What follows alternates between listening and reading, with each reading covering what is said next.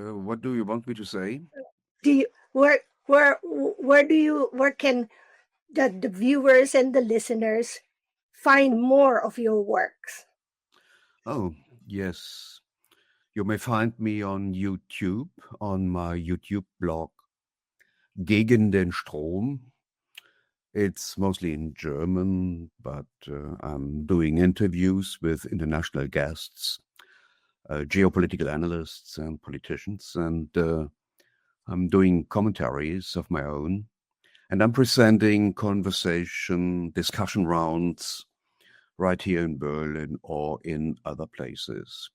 And you may find me on Substack under my name, Patrick Baab. I'm writing on Substack mostly in English. So this is something for the international audience. And you can see my Telegram account at Patrick Subline Baab, B-A-A-B, and you may find something on my website, patrickbaab.de. Thank you, Patrick. And I have those information except for the one in Telegram, but I will add that link as well in my notes. So thank you so much.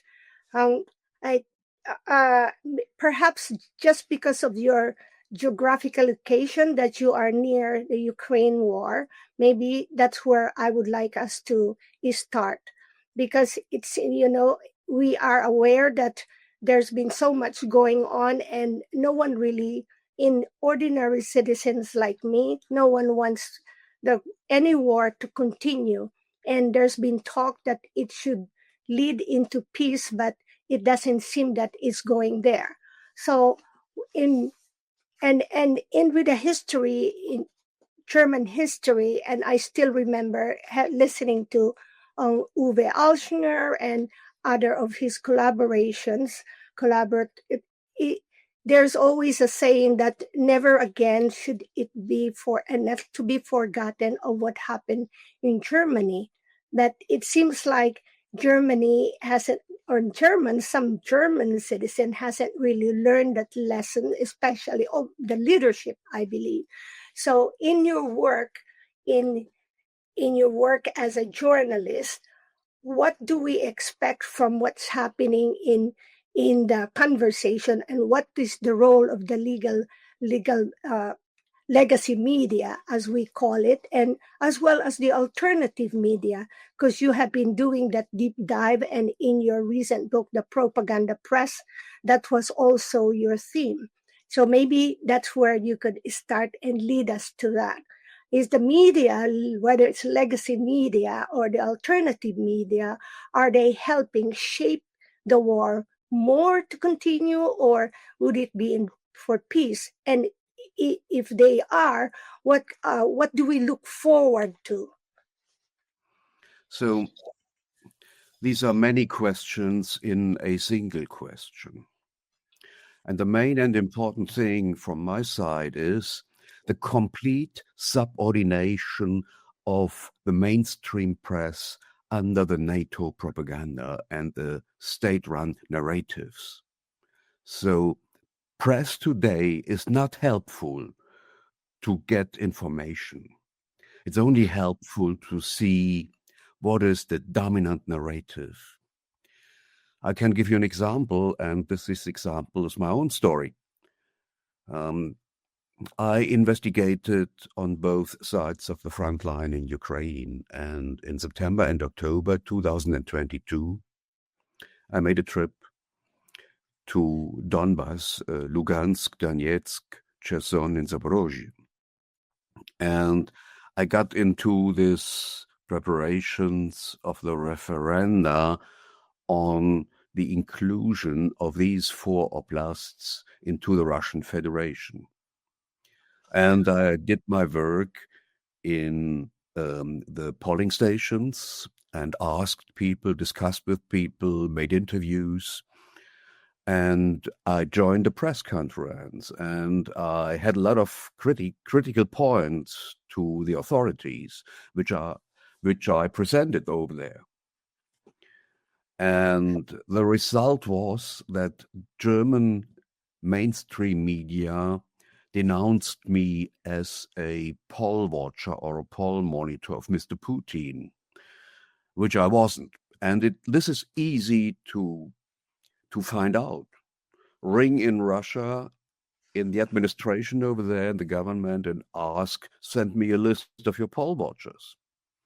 And you can ask me, did you have an accreditation? Have you an accreditation? And I would have said, yes, I have. So I was not a poll watcher, which is proved by a legal court later on. But it is repeated again and again. Check my article or the article on me on Wikipedia, and you can read there that I was a poll watcher of Mr. Putin, and this is a lie. And that shows the goal of mainstream press is not to provide information.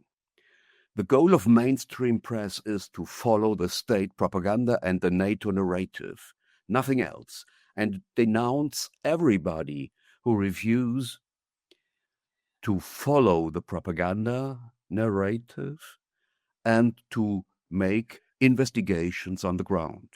And you can have a lot of more examples. And the reason for that is, first of all, the situation of the freelancers at the editorial boards.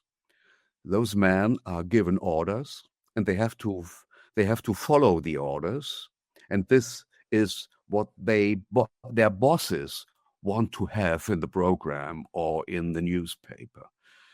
And if you don't follow these orders, you will lose your job. That's the first point in Germany. The second point is the ownership of the press. Media in Germany are mostly private owned, and that means that the management gives the orders to the editors and the freelancers. The third point is the power of propaganda. Already years ago, the Pentagon had 27,000 employees responsible for public relations with a budget for a year of $5 billion. And this is such a power, the editors can do nothing against it. And the last point is the digitalization, who changes the way of producing information and the way of receiving information. So today you receive your information on the smartphone, often on the smartphone, in the subway, on the way with the bike or while walking. And this cuts the time of mentally presence. And the editors know that. And they try to implement more emotions and less investigations. That's in short what's happening right here. And all media scientists all over the world agree that the mainstream media always are following the propaganda narrative of the governments. So what I'm hearing from you is that would be really useful for our viewers is that never even, that's how I look at it, is that never even trust the mainstream media. So if one has to really search and investigate more, they're kind of like go sideways. However, it seems like even in the alternative media, Patrick, sometimes I get confused because they're also kind of like supporting what the mainstream media says. Right now, I don't have a specific example, but I have understood that the deep state, when it comes to propaganda, will infiltrate everything.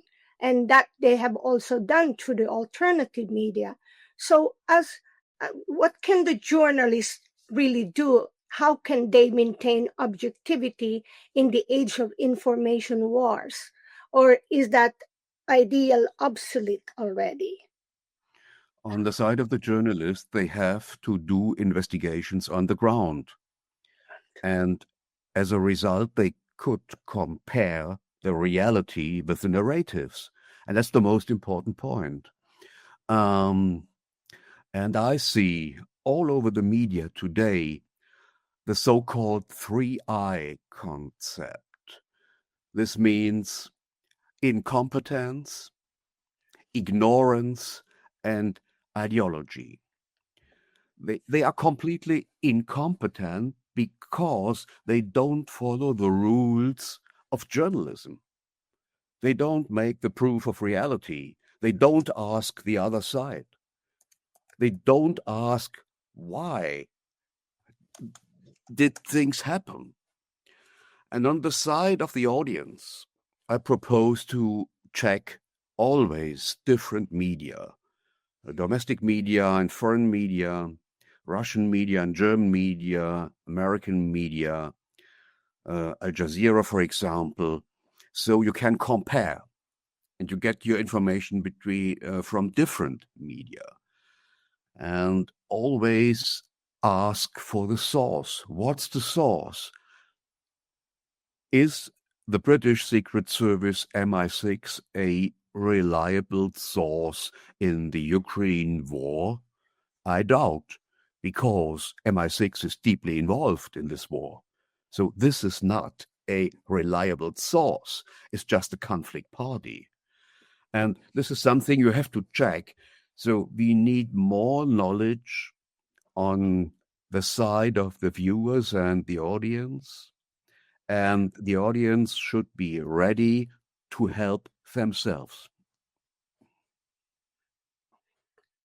It reminded me also of what John Waters from Ireland mentioned, because he, for a long time, he's always he was okay to be introduced as a journalist, but lately, especially I think since 2019, during that, and then after that, the scamdemic, he said he refuses to be introduced as a journalist because he felt shame of that kind of career, because he said they have already gotten away from what the real meaning of journalism is. So I think that's what it would be that what you said really makes sense, especially for those people who are aiming to be part of the real journalism, or especially sharing about truth. When in one of your interviews, you had mentioned that Germany has the worst propaganda. Why do you say that? Because it seems like maybe United States, the deep state of the United States, the mainstream has the worst propaganda. But do you still, can you share why you said Germany has the worst propaganda? And then you followed up, I think, when you mentioned that Ukraine is the biggest propaganda war after World War II. Yes, absolutely. I think the war in Ukraine is the biggest lie presented to Western audience since the Second World War. Nothing is correct in the mainstream media presentation. Nothing. This war did not begin in February 2022 as a so-called unprovoked war of aggression.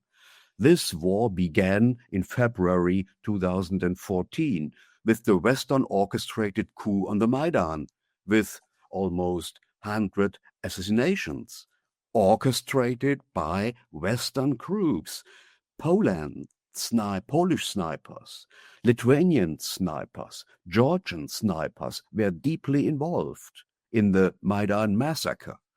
And this is not presented in the mainstream media. It doesn't exist in the mainstream media. So the war in Ukraine is a complete lie.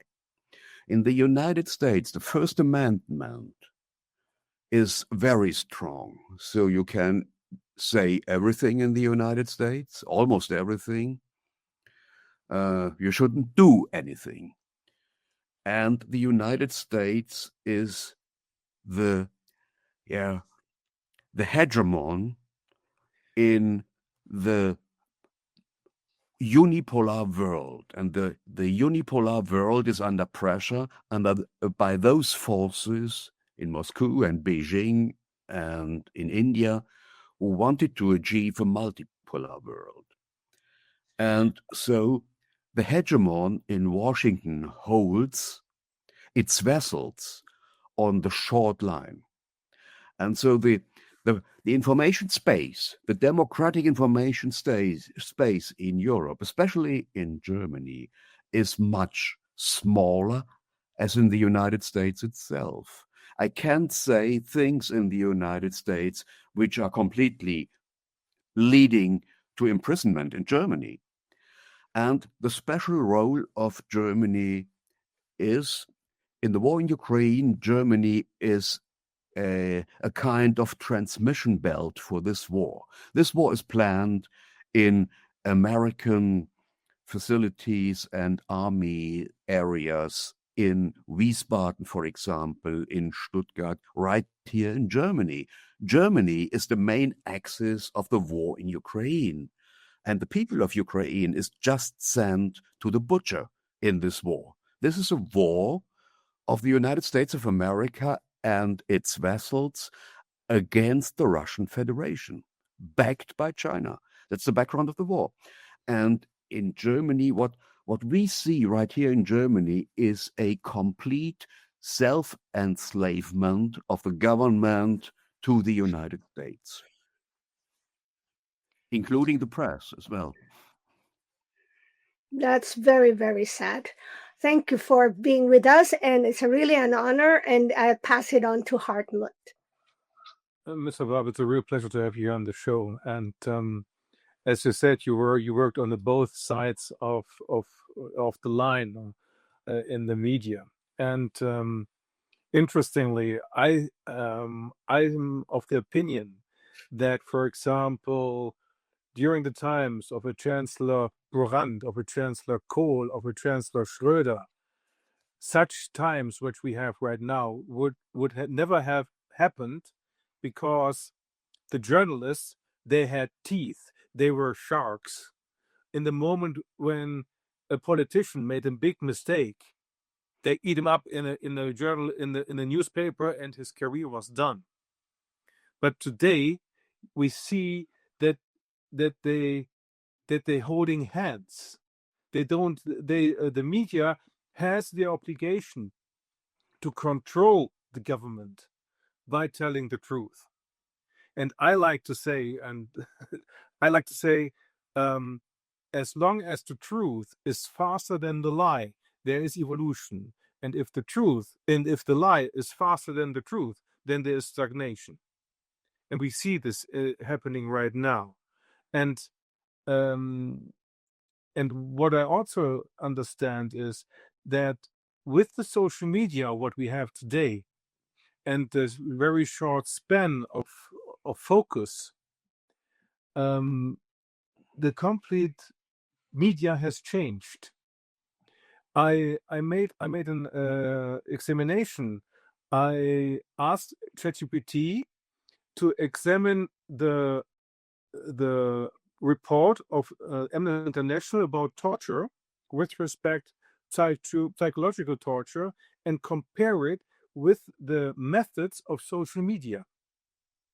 And you will be very astonished how close these methods are in order to destroy the free will of the listeners.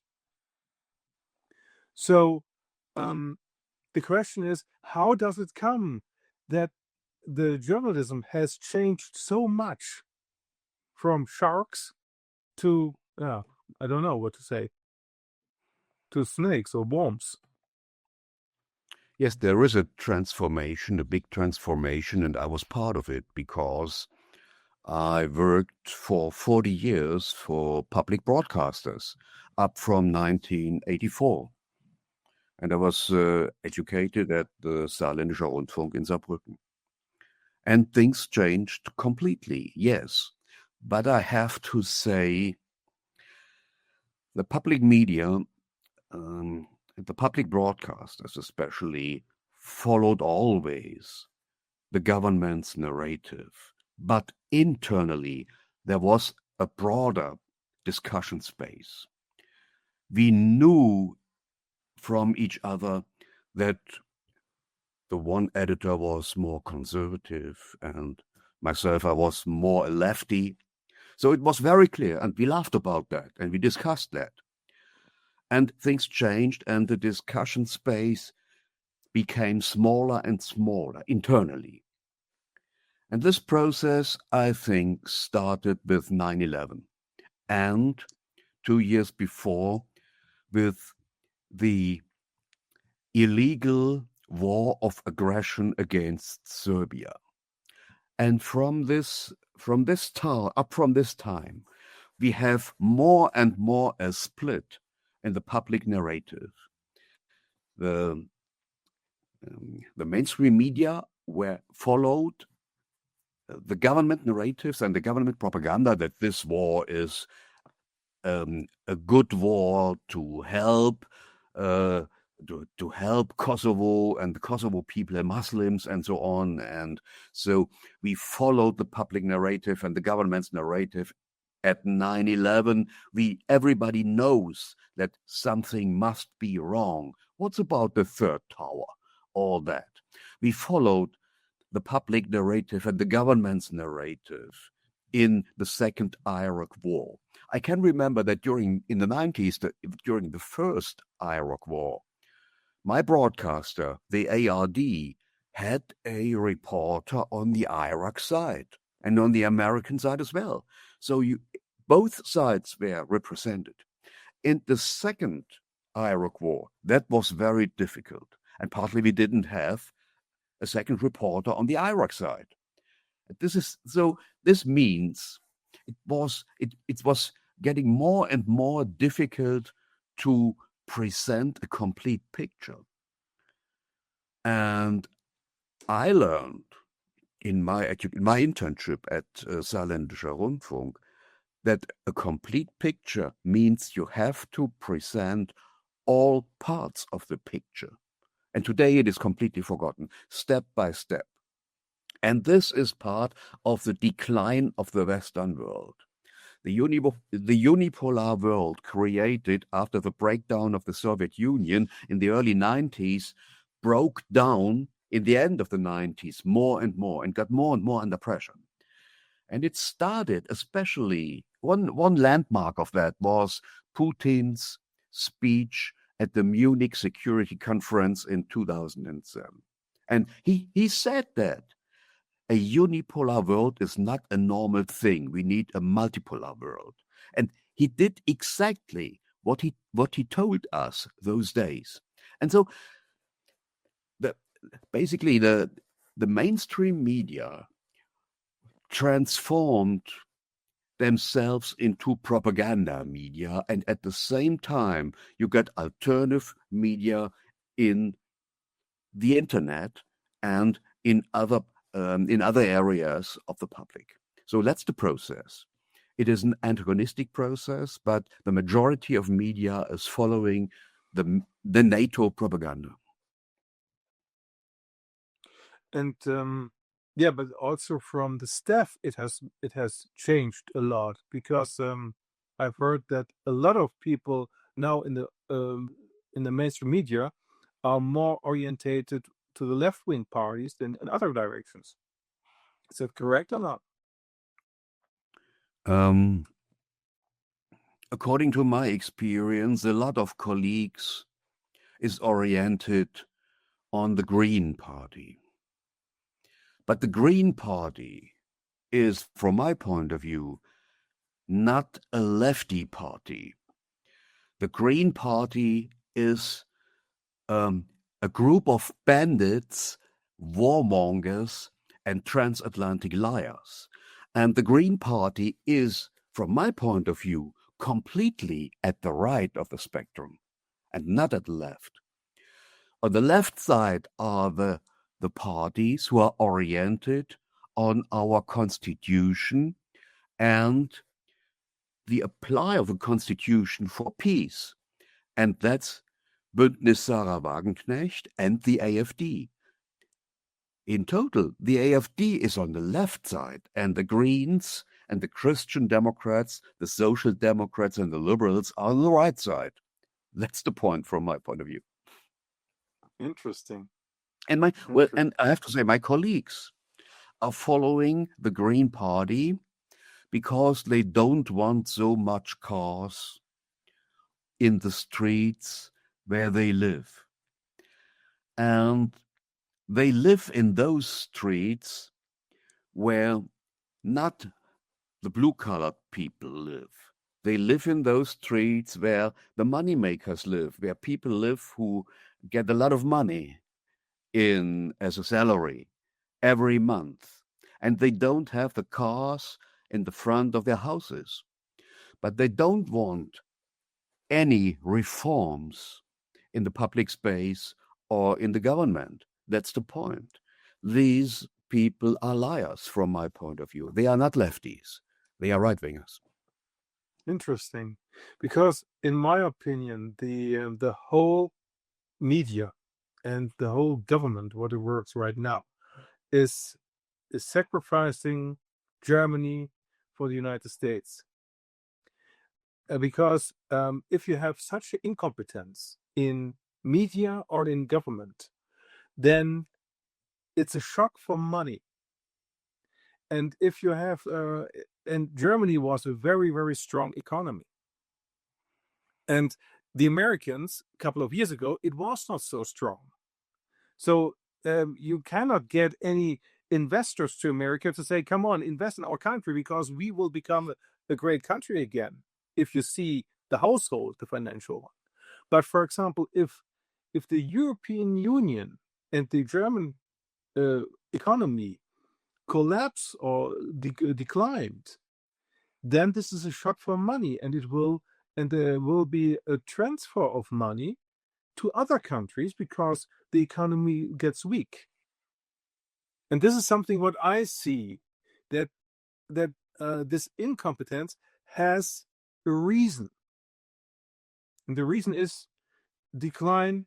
Is the transfer for money, for example, transfer of industrialization. We are at the moment we are very close to the war in ex-Yugoslavia. We have deindustrialization. We have a cultural problem at the moment, and at the moment, with the government, how it spends the money all in the world, but not in Germany, we are also will become the danger of bankruptcy, so that the government cannot pay anymore. And if the government cannot pay anymore, then there are so many employers who are depending on the government and will not get any money anymore. And then we have the situation like in ex-Yugoslavia. I agree completely. We were run by a kakistocracy, the government of the worst and the silliest people who are in a state of moral hazard. And the background is, especially in Germany, the year 2003, the Second Iraq War. If you can remember, Chancellor Gerhard Schröder, the French President Chirac, and the Russian President Vladimir Putin refused to join this illegal war in Iraq, against Iraq. Yes. And this made all red lights burning in the United States. And Washington tried up from this time stronger and stronger to influence the European elites or to bring the European elites on the Washington side. This could be done by grants, by invitations, by PhD possibilities, by travelings and meetings in the United States, for example, at the Fletcher School in Boston or somewhere else. And the European elites, especially the German elites, were transatlantically corrupted and transformed. And today we have an elite who cannot imagine to serve their own country. They cannot imagine that. They have other bosses, and the bosses are sitting in Washington. And they love to serve those bosses. And they cannot imagine to follow the interests of their own country. And now we are living in such a kind of kakistocracy. And I'm sharing your point of view. The dystopia that we are facing is, in Europe, a row of failed states, including Ukraine, bringing Ukraine into the European Union means the European Union has to pay for the destruction of the war, for the weapons shippings, and for the reconstruction of the whole country. And this would be the end of the European Union, financially, but as a union as a whole. Countries like Hungary or Greece or other Mediterranean countries will leave the EU because they don't want to pay the bill of the Americans. That's very clear. But our elites are heading for a dystopia like the Hollywood movie Mad Max. They want that. They want to destroy their countries because they have no relationship to their countries. This is an international elite. Depending on the decisions of Washington, it is not a national elite anymore. See our foreign minister, Johann Wadefuhl. I know him very well because he comes from the region Schleswig-Holstein, where I worked for many years, for many decades. And I know him very well. And I can say he's a politician. Probably he would have been a great mayor of Kiel or Schleswig or Lübeck. But he cannot run the foreign office of a country. He has no idea what he's doing over there. So he's part of this kakistocracy.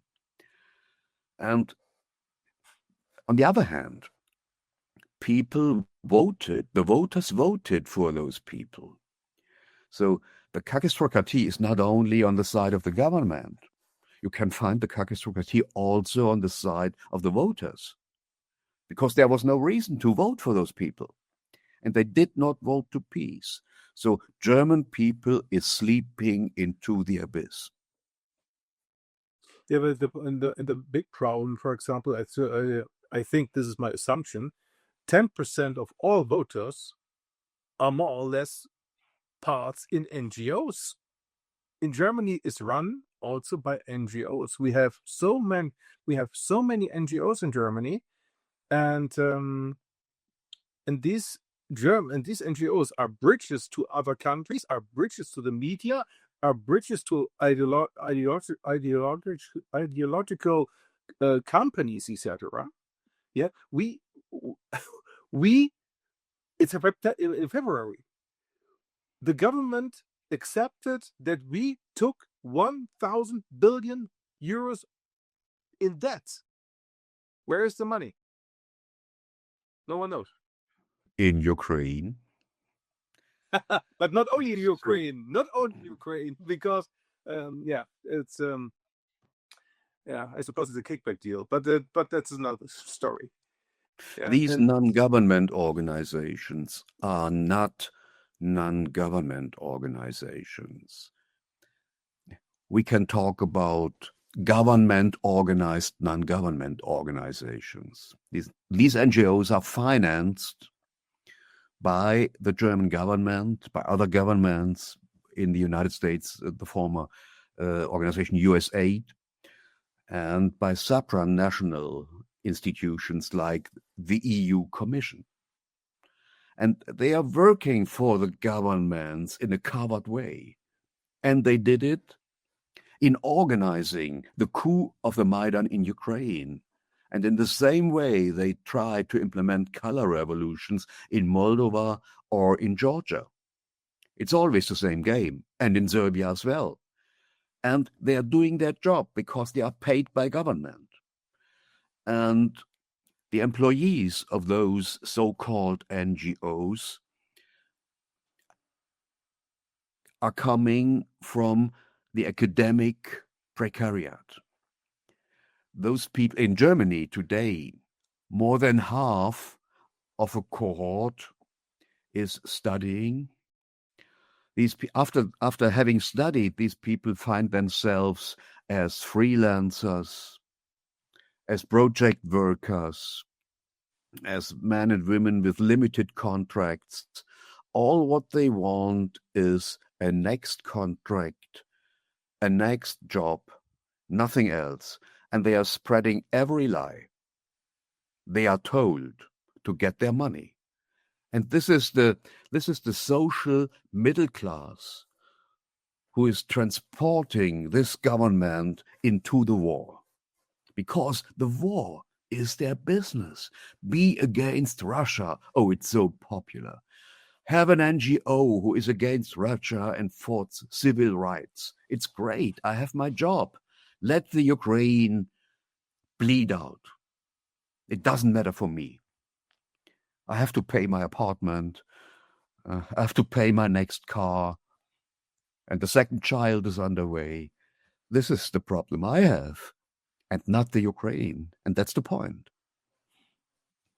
Yeah, you made a very interesting statement. Two very interesting statements. First of all, you said that concerning your sources, that the supply of which is now organized or which is now asked for the Deutsche Bundeswehr is more transportation cars and not army equipment for leading a war with Russia. I hope this was correct what I say. And the second thing what you said is that Volkswagen made a meeting, a very secret meeting, in which the executives told that in the year 2025 they will not sell any cars, but that there will come martial law in 2026, and then the economy will boom again. And I thought about this, and I remembered a man from East Germany who said that the German economical wonder after the Second World War was because the Allies and many Western countries had to save their interest in Africa and other countries, so they needed weapons. And Germany started to produce weapons again after the war because they were very good in producing weapons. And this led to the economical wonder. And is it possible that now these executive things, okay, if we have a war economy again, it will rise up because we will export weapons like nothing else. I don't have any information about the weapons production in Germany after the Second World War, so I cannot answer this question completely. But I think the governments led Germany in a dead-end street because they made so many mistakes. The first point is they thought they could bring Russia on its knees by supporting Ukraine by weapon supplies, economic warfare by sanctions, and diplomatic isolation. And this strategy failed completely. And at the same time, many German diplomats and members of the governments were deeply involved in the Ukraine story. For example, our president, Frank-Walter Steinmeier, was involved in the discussions with Ukrainian fascists during the Maidan coup. Possibly he knew something about their plans to orchestrate a massacre. his ambassador in Kiev negotiated with Andrei Parubi, a right-winger who was assassinated some weeks ago. And this Andrei Parubi was the leader of the right sector at the Maidan. And he knew everything. Probably he was killed because he knew too much. And Germany paid so much money for this war. It cannot be paid back. It's impossible. So they have to try to steal the Russian assets in Brussels, and they have to try to get new collateral in Ukraine, for example, black earth, rare earth, coal, steel, and all that, and an access to the Mediterranean. They need this for new debts. And now we have a winner in this war, and this is the Russian Federation. And this USA. Is something. And not the USA, possibly. The biggest winner is China. And in the warfare in Ukraine, Russia is on the way to win this war. That's very clear. And the Americans, as a hegemon, try to increase the tribute for their vassals to save themselves. Europe doesn't matter. Yes, it is just a small figure in this geopolitical game. Yes. But responsible are the Europeans, the European governments, because they are living in a state of self-enslavement. They are completely dependent on the decisions of the United States. They refused to make a policy of their own. And that's the background and the reason. They were brought into this war by the United States, and now every leader in Europe knows this is a dead-end street. The end is catastrophic for Europe. And completely. They cannot turn around, because the end of German economy and the end of the war will bring the end of this government and probably the end of the ruling political cartel as a whole. I agree 100%, because the collaterals and the assets of Ukraine, these will be negotiated between Trump and Putin.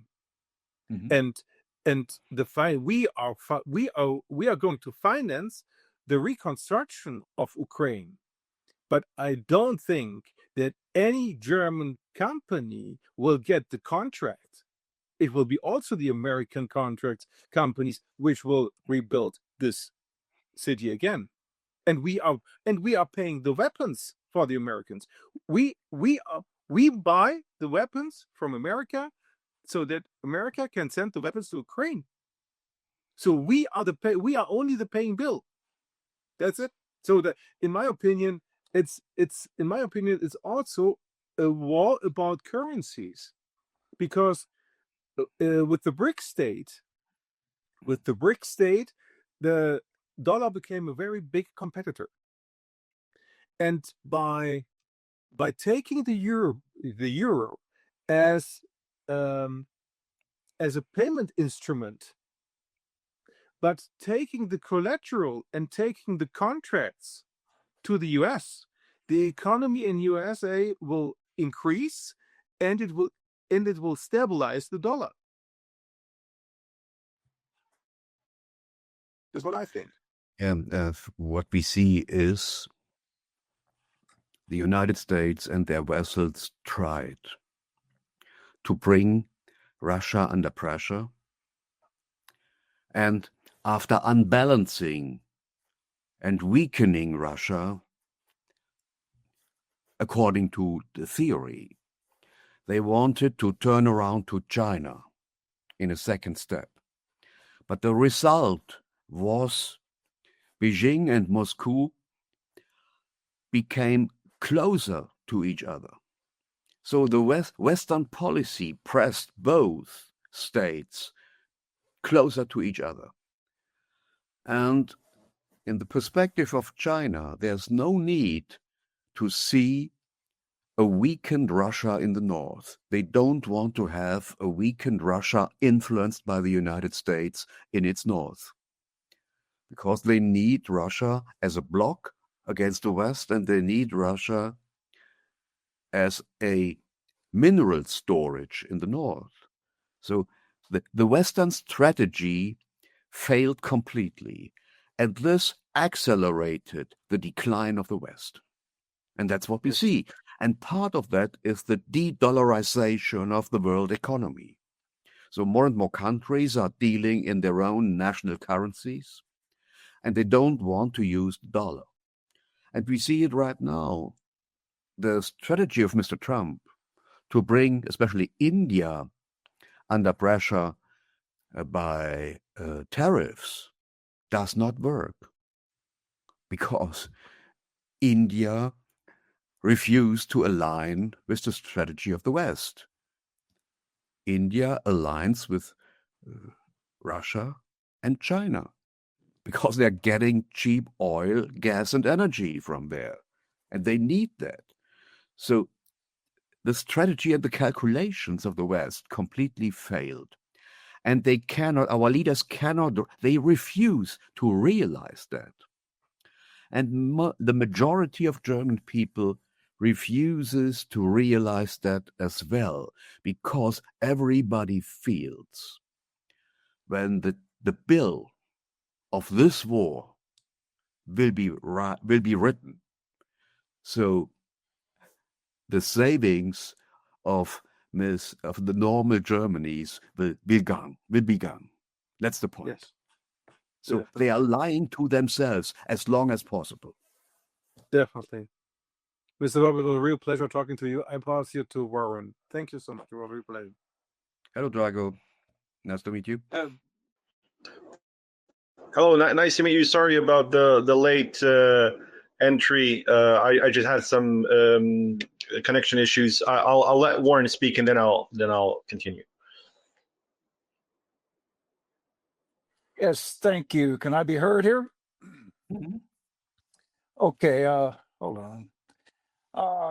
Very good, Patrick. I was very impressed, reading your history and your what you have done. I was most, I noted in one of your recent interviews that you referred to Freud in his on narcissism and a narcissistic personality disorder, and he said it's a combination of megalomania and the loss of reality.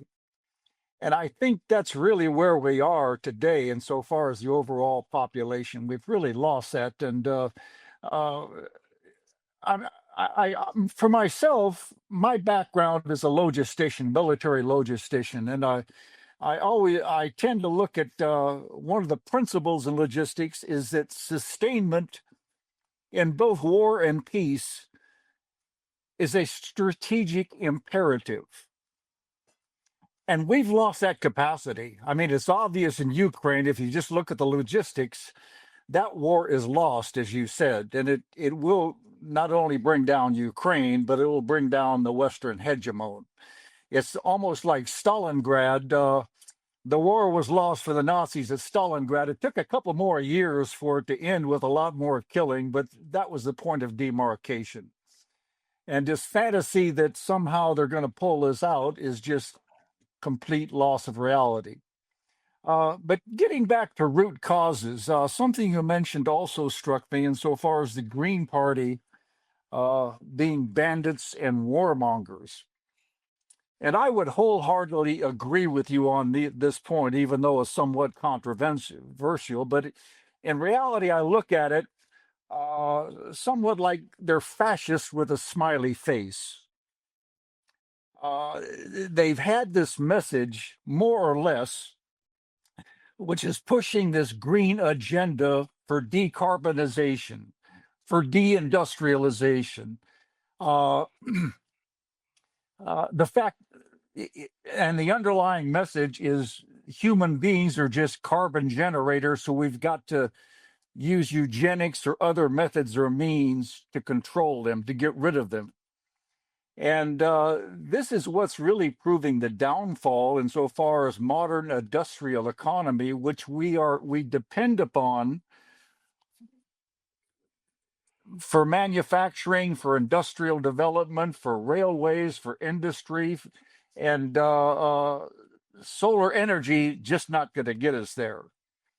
So I'm very impressed with the fact that this is an underlying ideology that really we're facing right now, which I think Putin is coming to terms with and understanding.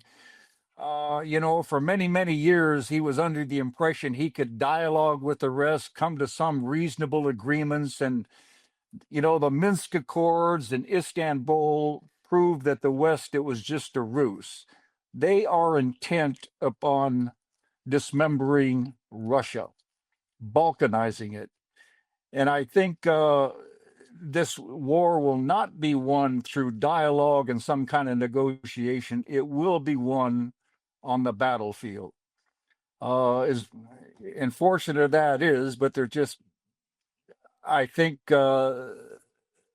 it's a clash of two systems. On one side, you have the unipolar hegemon that is intent upon technocratic control of people, depopulation, deindustrialization, a management scientific class, a managerial class that kind of rules the roost.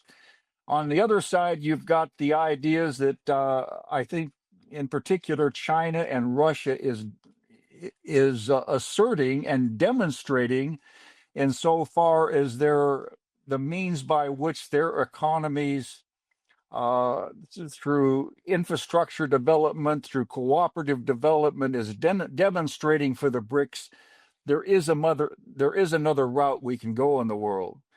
And these two systems are just antithetical. And as you also mentioned, this will be the defeat of the West, because their economic bubble they've created, this financial bubble, is in a systemic collapse.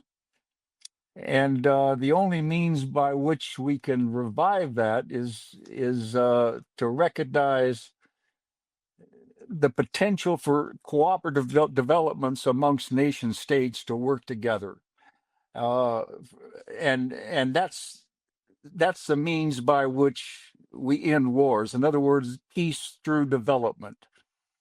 So that's my comment on that, and I appreciate your work and your addressing this in this regard. Thanks very much. I think we could divide this war in three levels. The first level is the military situation and the fighting along the front line. The second one is the economic warfare. And the third one is the war of narratives, the propaganda battle. Yeah. Looking at the front line, we see the complete front line at a length of 1,400 kilometers is moving slowly to the west. On every area, the Ukrainian troops are really under pressure, mostly at Pokrovsk, which is almost completely encircled, with 10,000 soldiers in it.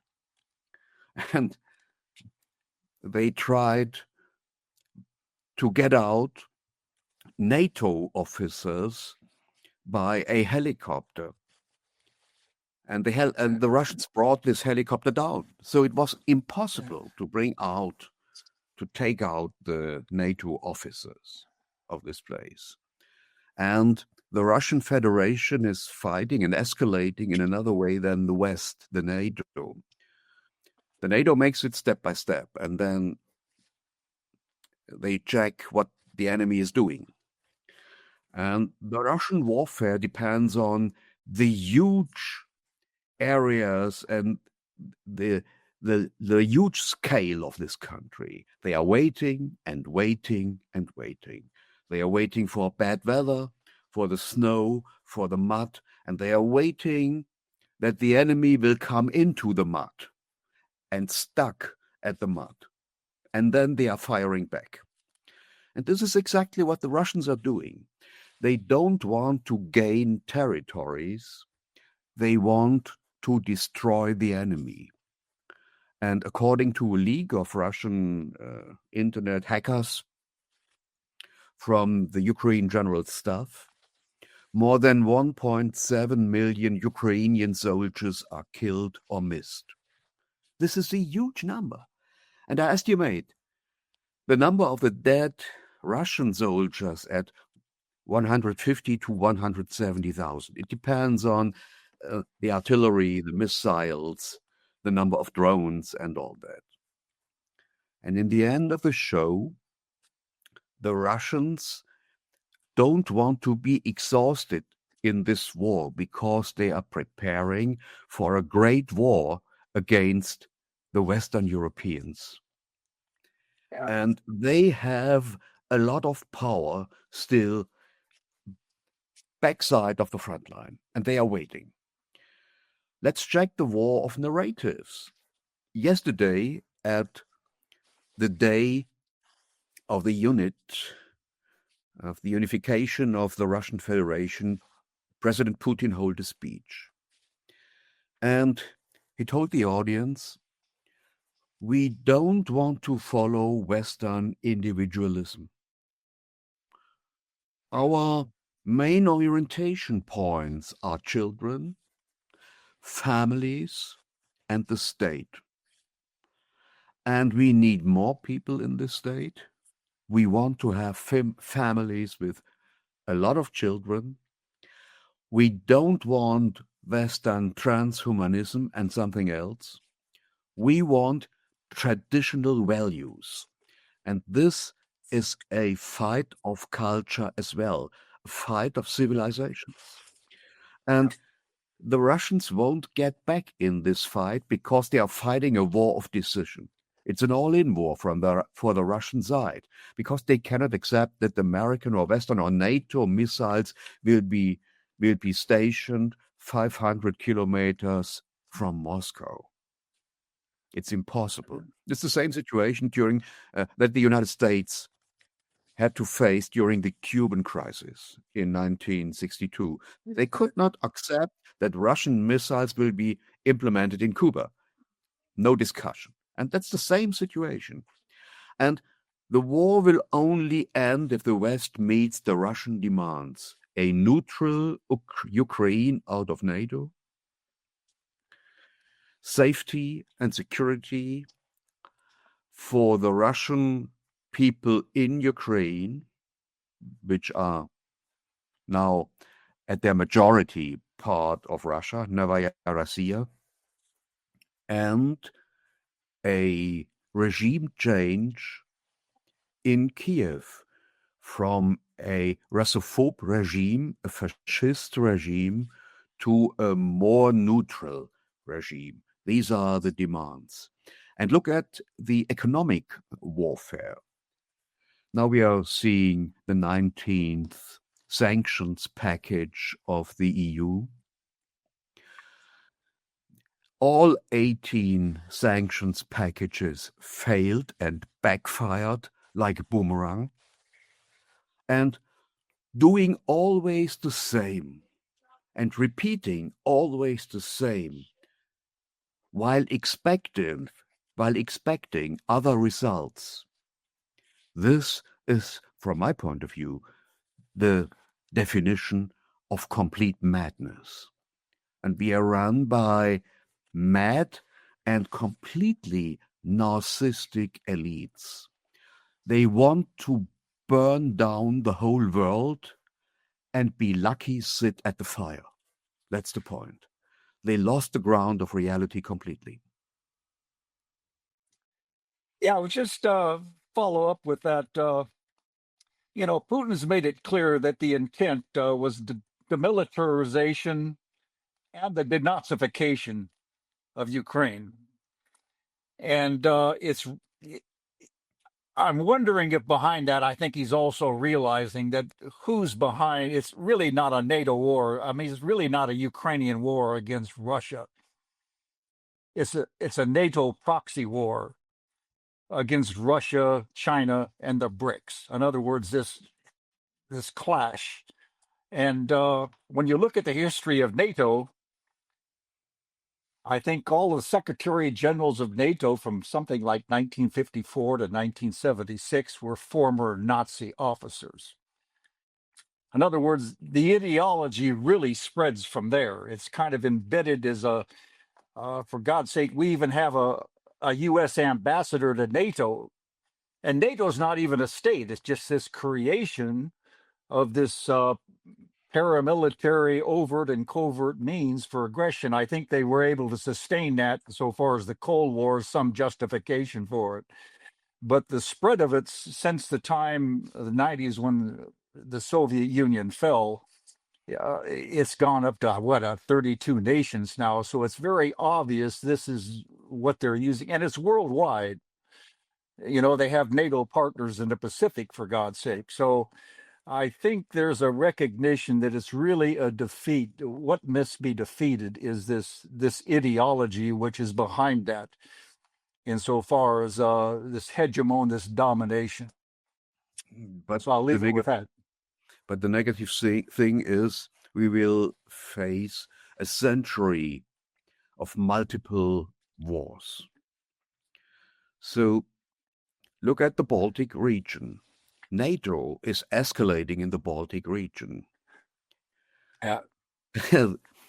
Estonian coast guards wanted to hijack a tank vessel under a neutral flag heading for the Russian oil haven Primorsk.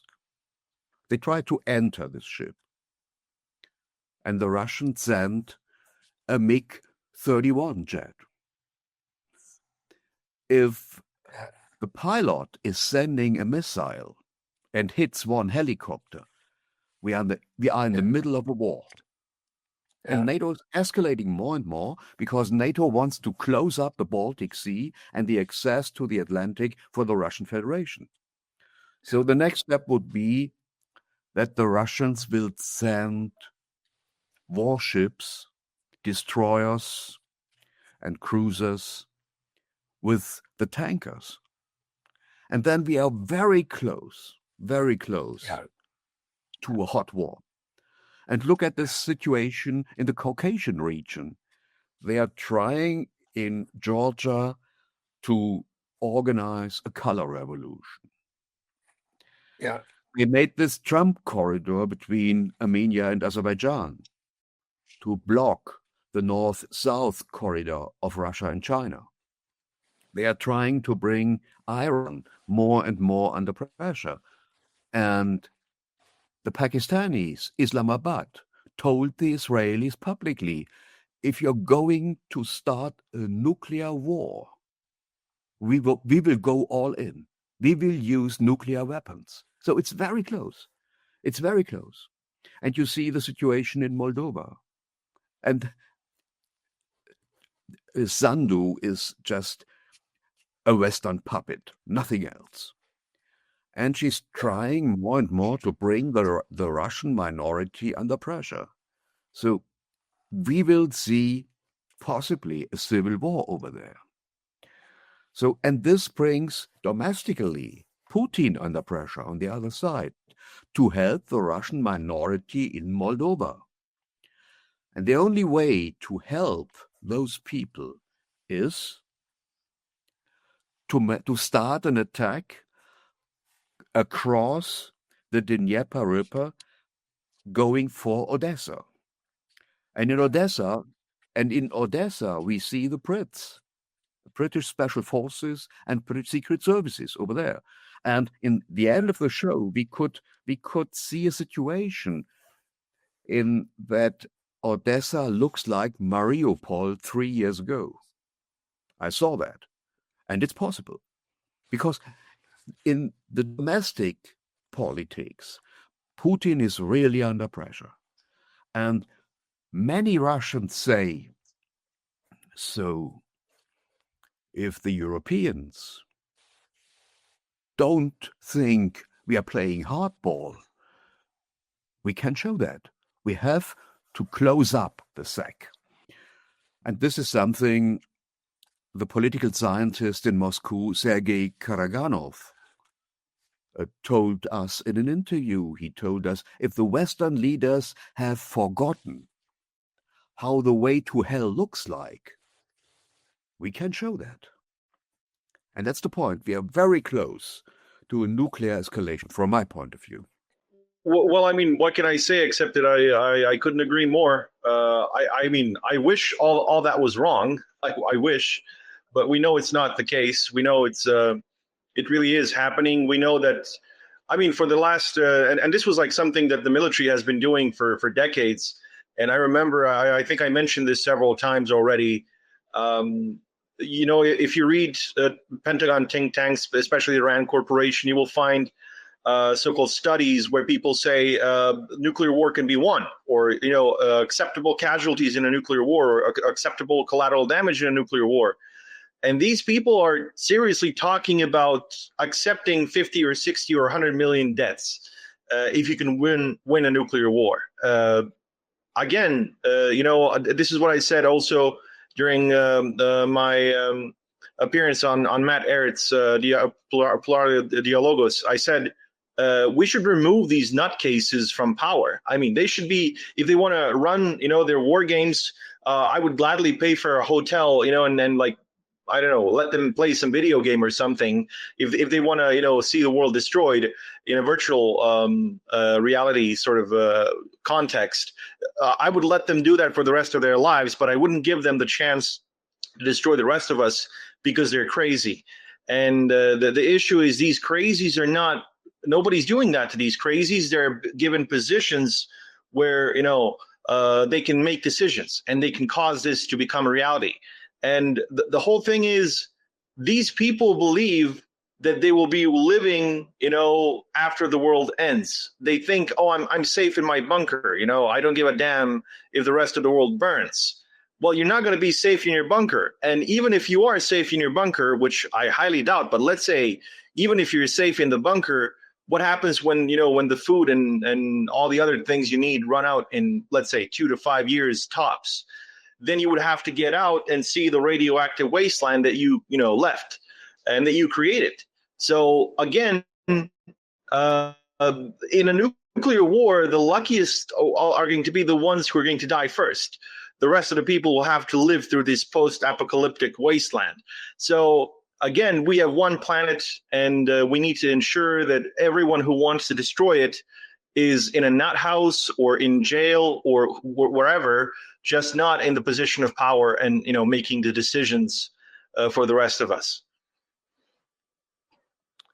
Well, my friend Robert Huckabee, we both he's an American professor. He was professor for political science at the Pennsylvania State University. And we co-authored a book on secret services. And Robert Huckabee was a senior advisor to the Pentagon in the Reagan era from 1981 to 1992. And he told me, I went to the Pentagon every week for 1 day. And we have had meetings over there, planning meetings. And one question was always on the table.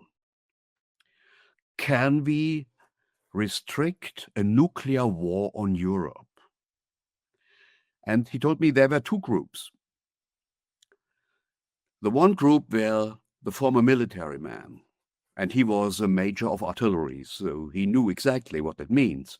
And the soldiers, the officers said, stay away from that. It will escalate at once, and we will destroy the whole world. And the civilians, the civilian politicians who had no idea what a nuclear war is,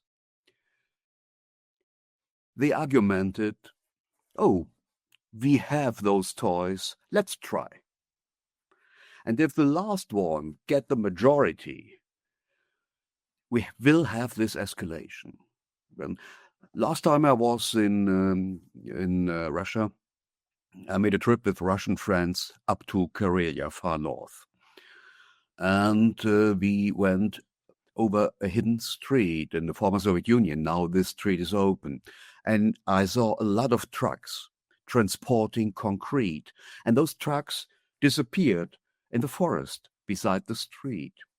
And you could see that they build up and they built new missile stations over there with mid-range missiles heading for Europe.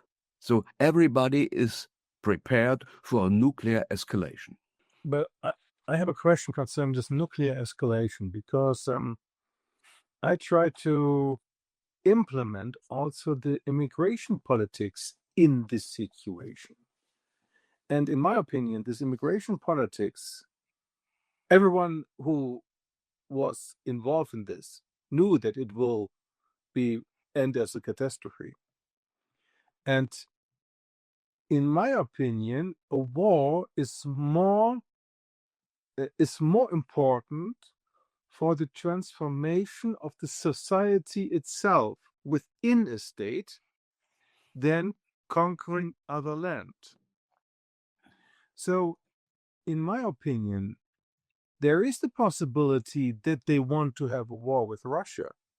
For example, let's say an attack, or let's say a reaction of Russia, so that they can declare war, but not in order to go on a war with Russia, but more to get more power inside of the country. And this is what I see, because Europe has not the capacity to win the war with Russia. No, in my opinion. But if you want to transform a country to a specific ideology, you need something else. You need a very special democracy, let's say it this way. And this special democracy can be established by martial law. And you need a provocation to get this situation. Yes, this is something George Orwell wrote in his novel 1984, that a war is needed to secure the hegemony of the ruling elite. And this is completely right. You can increase the exploitation rate in the economy. And today it's very clear, Germans are getting poorer and poorer. The prices are getting up and getting up. So you see this. And the German constitution, the Grundgesetz, sees two different points. One point is the state of warfare, martial law. And under this level, we have the so-called tension case. And according to the tension case of the German constitution, you can stop the complete range of civil rights. You can force people to the army. You can force people to a kind of labor service. You can close the frontiers. You can close control the financial system and all that. So, and I think the German government will do that in next year, with a majority of 2/3 of the German Bundestag. That's the danger. And then 85 million people are sitting in a trap as victims of the warmongers. And this is a real situation, because the Germans don't stand up to the warmongers. They're waiting and sleeping and sleeping and waiting. And at the end of the day, they will find themselves at the front line. Ukraine is bleeding out. And the next step is to bring German soldiers in. And I think the European Union will try that. because they don't, the political leaders don't realize this situation. In the end of the show, Brits, French soldiers, and German soldiers could bring an amount of 70, 80,000 soldiers on the ground. The Russians have 780,000 soldiers in Ukraine. So such a European expedition corps will be destroyed in several weeks. But so our leaders don't realize that. They don't want to realize that. They are crazy. It's a kind of political madness. It's unbelievable. And a very important point is also that these European soldiers will not only be killed on the battlefield, they maybe also not survive the hospitals in Ukraine, because they will not be transported to German hospitals if they fall at the front line. They will be transported in Ukrainian hospitals. And if someone knows what happens there, you know that the probability that you will leave it is very low. Yes, and you are completely right. In my point of view, we see a transformation of the way European countries are ruled. We see a decline of democracy. The elites are destroying the democracy to secure their ruling. And in the end of the show is one question. This is to stop the decline of the profit rate. And in every European country, you can show that the average profit rate is declining step by step over 4 decades. So you can do something against that. You can try to make the production cheaper. You can try to pay less salary. You can try to get cheaper minerals. You can open up new markets, new labor forces, and all this can be found in Ukraine. And in the end, war is a profitable business, especially for the United States. I want to hang in what I've heard from Yuri Bezmenov. Do you know Yuri Bezmenov, the ex-KGB agent who lived in the USA in the 70s? And he said something very interesting. He said that his boss, his KGB boss, told him, never look at the leftist. The leftists are used only for destroying the country. And in the moment when the leftists understood how they were used, they stand already at the wall and will get shot. And in my opinion, I try to think, for example, in European Union, we have so many countries under left government, and we have so many, and I ask myself whether the immigration is also part of this movement in order to get something else, because we see the destruction of the European Union. And the question is, why is the destruction? What is the reason about? And I don't understand what's about UK. I thought UK is the government which controls with MI6 and behind the curtain everything. But UK destroys itself. And I don't get this. This is something what I don't understand at all. Do we have any clue? If you have an international elite that is oriented transnationally, a kind of fluid elite, which can live at the Bahamas, in the United States, in Berlin, in Paris, it does not matter. in Saudi Arabia. So their own countries doesn't matter anymore. And the population of their countries doesn't matter anymore. They would destroy their own countries to please their friends in the United States and to make money. They are closely linked, like our Chancellor Friedrich Merz, to the American financial system and the financial industry, for example, BlackRock or Vanguard or something. They are not linked to their own countries. People does not matter. It's just a tool to get killed. More victims, so what's up? That's the point. They are not interested in their own countries. They are interested to align with the American elites. Those are their friends, not the German or the European people. Yeah, Mr. Macron is coming from the financial industry. Mr. Starmer is completely corrupt, an asset of the financial industry, of the bank. And that's it. And what we see is the takeover of the states by the financial industry.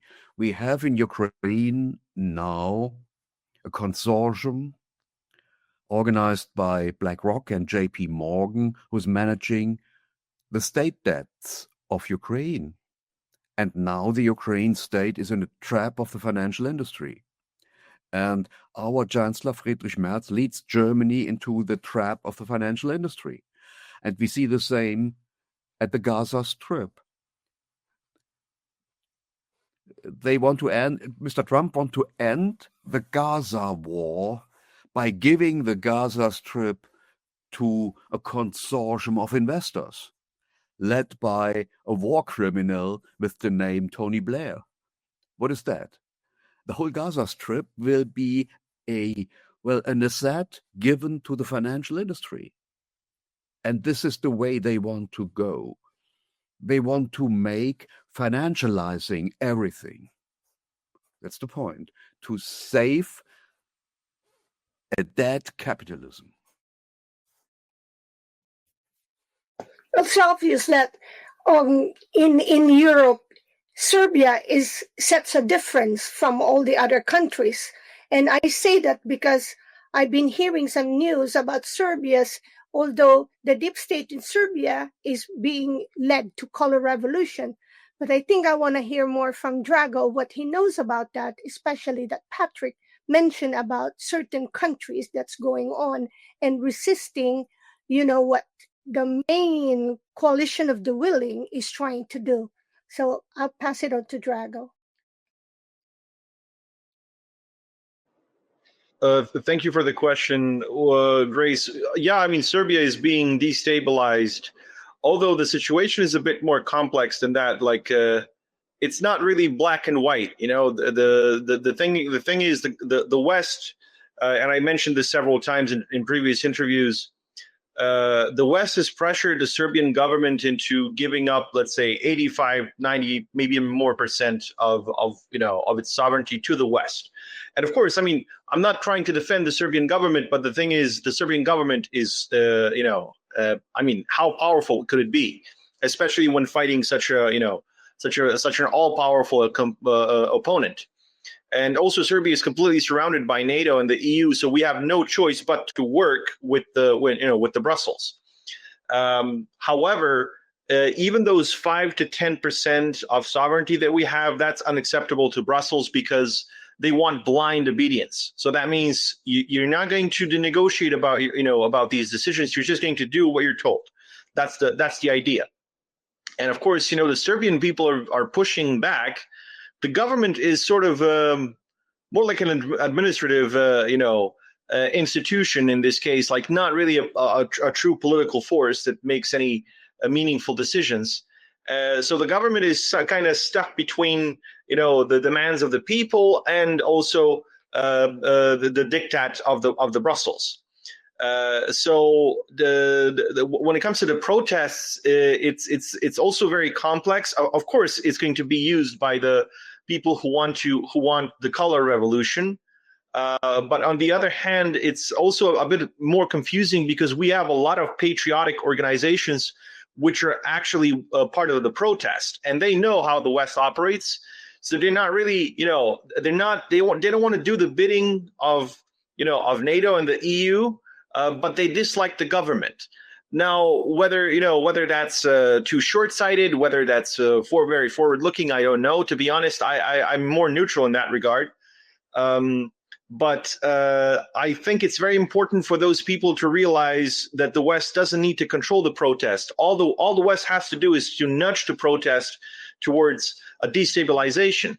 So, I mean, if they can cause a civil war in Serbia, even better for them, because, I mean, more people dead is very good for the elites who keep talking about depopulation. So it's obvious, that they want to ensure that more people die everywhere. And whether that's through, medical emergencies or wars or whatever that you want to call them, they will implement anything to ensure this happens. Because they don't want to shut up about it, right? Every single moment you turn around, you see these WEF officials talk about the need to decrease the population. And again, as I said many times, I just don't know what are they waiting for. They should start with themselves. Go jump off a bridge if you want to reduce the global population. Don't force other people not to have kids or not to live. But they don't want to do that, unfortunately. And plus, they oftentimes have like a bunch of kids, which tells you all you need to know about their hypocrisy, because they want the rest of us not to have kids or not to get married and not to have families, but they still have a bunch of kids, and in large families, and they're getting married like for 5 or 6 times. So for them, that's fine, and for the rest of us peasants, don't it's better not to reproduce, just die. So that's the whole point. And Serbia, as I said, it's more complex. The Serbian people really love Russia. I mean, that's undeniable. But the Serbian people also want to live in peace, and they want to just to be left alone. The problem is we're never left alone. It seems to me that whenever Brussels, or London or Washington, D.C. and Wall Street, whenever they want to start a war in Europe, it seems we are their go-to address for some reason. And the thing is, like in the 20th century alone, Serbia lost millions of people, and like we're a small nation. We're like there's less than 10 million of us in the Balkans, and only in the first half of the World War of the 20th century, in both World Wars, 3 million of us were killed in various death camps and in shootings and in the general genocide. And the thing is, we know the Wall Street pretty much created all these wars in Europe that killed millions of people, whether they're Russians or Poles or Germans or Serbs or Greeks or French, doesn't matter. Like for them, as long as there is a war in continental Europe, and as long as there is millions of bodies, it's perfect. And of course, I just want to say, these people are also the enemies of the American people, because they pretty much hijacked America. If you look at the history of America, it was founded on a very noble idea that all men are created equal, right? However, ever since America was hijacked, at least since 1913, but probably even before that, and the formation of the Fed, we see that America was pretty much used as a tool to create this global empire that is going around killing everyone and bombing everyone. And who's paying the price for all that, apart from the victims from the countries and people who are being attacked? Well, it's the American people, because you are, as an American, you're not safe anywhere. Everybody hates America because of the things, and hates Americans because of the things that the empire does in the name of the American people. So, not to mention, of course, we talked about nuclear war. Well, 330 million Americans can die at any moment because of these lunatics. So in essence, I think the American people themselves should be the ones who are going to change something about their country, because otherwise it's just going to be, an endless loop of death and destruction that's going to be, repeating for decades or even centuries to come. Patrick, if I could interject with a quick question here, in your previous talks, you've made mention that this is really a war for collateral. And there's many financial analysts who are pointing to the fact that the Western financial system is hopelessly bankrupt. I mean, ever since the United States in the 70s went off the gold standard and we deregulated and we got rid of Glass-Steagall and allowed commercial and investment banks to profit off of speculation, we become a casino economy. And the derivatives bubble has gone something like a few trillion up to what is estimated now to $2+ quadrillion. In other words, it's hopelessly bankrupt. And inevitably, what the insiders know is this is due to collapse, which could be much worse than 2008 or even the Depression. It could very well plunge the world into a dark age, like under the 14th century dark age in Europe, which wiped out half the population. And so I think the banksters, recognizing this, they need collateral to keep this bubble inflated for a while longer. And that's what you're seeing. It's not just the resources of the oil, it's to collateralize these resources, to issue new loans in order to keep this going a while longer until they can consolidate power, which they haven't done now. I mean, the BRICS is standing in their way. So would you comment on that insofar as collateralizing of this debt and issuing of new loans to keep things going for a while? Because I think it's not just the resources, but it's being able to collateralize these resources and control them to keep this bubble inflated. You have a comment on that? Oh, Patrick, you're muted. Oh, excuse me. So I completely agree. That's the point. And I only can explain the German situation. In the year 2002, Chancellor Schröder and his government made it possible that the lenders, the banks, could sell their industrial shares without paying taxes. So the lenders did.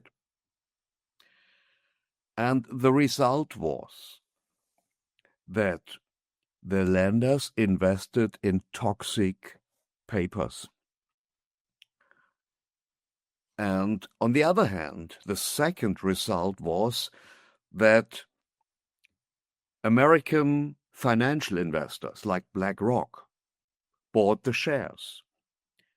And 3 or 4 years later, all major companies of the DAX, of the German stock exchange, were owned partly by American financial companies.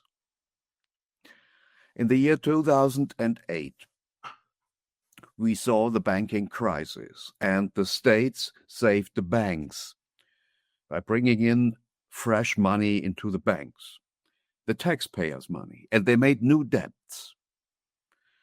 And the result was the level of debts got higher and higher on the state side.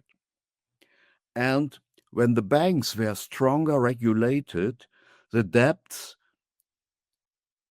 went into the black market system, the covered market, the unregulated market, dominated by the American financial industry.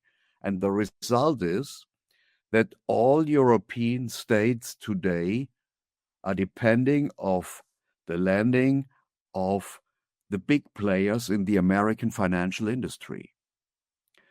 So all European states can be blackmailed by companies like BlackRock, Vanguard, and name it. And BlackRock is making money by war and is making money by black soil in Ukraine. It doesn't matter. They are making money. And currently, they want to make money with war. And the European states have to align with that. In the other case, they wouldn't get fresh money. A lender could sell out the state debts and the state bonds. And in the end of the show, the state will be bankrupt. And from this point of view, Chancellor Merz does exactly what's logical from his point of view, not from my point of view. So the financial industry is dominating the states. And this is exactly what you said. And now they are going for new collateral. Exactly. They seek new collateral urgently to make the system go on, to make the system running. And this is a small hope. The elites, financial elites, want to buy time. Maybe looking ahead, Patrick, what upcoming media or geopolitical development like AI-generated disinformation, 2030 wars should we watch? Hopefully we won't see a nuclear war in Europe. It's possible, but I hope we won't see a nuclear war. We will see the destruction of our countries and the impoverishment of the European countries. The mainstream press, from my point of view, is completely corrupted, and things will change. We see a transformation of the public space, and in the end, the new media, like we do right now, will win the game. Because the broadcasters will be just state-run broadcasters. Everybody will know, like in the former GDR or Soviet Union, what they produce is a lie, is propaganda, nothing else. And we will see this transformation. But we are on the very edge of a nuclear war. And the dystopia is Mad Max. As long as European people is sleeping, people have to rise against these elites. This is the only hope I have. Oh, let's start with Monty. Where do you want people to follow you? Yes, I can be followed. Warren Monty Cannell. I'm on Substack, Facebook, LinkedIn, and that's where I normally republish, and people can track me there. And Hartmut? People can contact me on my website, dragonnews.com, which is a specialized website for artificial intelligence. People can find me on the InfoBRICS website, as well as on Telegram, Sarah Funhouse Telegram channel, and a bunch of other media outlets that republish my work.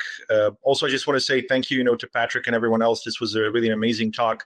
I'm sorry I couldn't, I had these connection issues, couldn't come from the beginning, but I'm really glad that I got the chance to listen to the rest of the show. And our beloved guest, Patrick, please invite them again to your different platforms.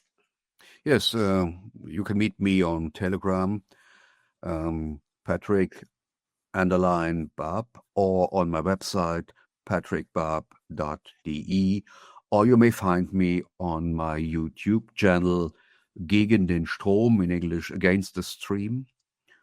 And you may find me via email or LinkedIn.